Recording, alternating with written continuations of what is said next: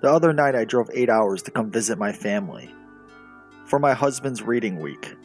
The next day we did Thanksgiving.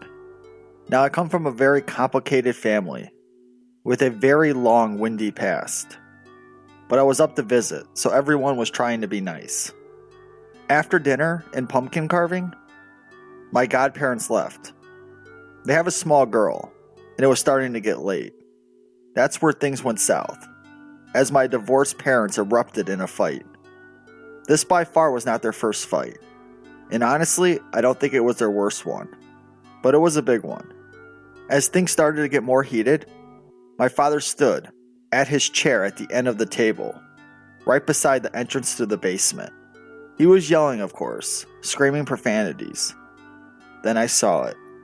It was just standing there behind him, looking over, staring directly at me. It startled me to see a figure of a man staring at me, as I was in the middle of trying to calm a fight, and wasn't expecting that there hasn't been activity in the house for years. Yet there he was. He didn't have any distinct features that made it memorable, and in the shadows he stood, and I didn't see much for clothes. I spent a lot of time in this house during the summer, and it was quiet, almost as if the experiences I had as a child were gone. So I was worried and afraid to see this figure looking at me now. As the fighting moved from the kitchen to the living room, it followed.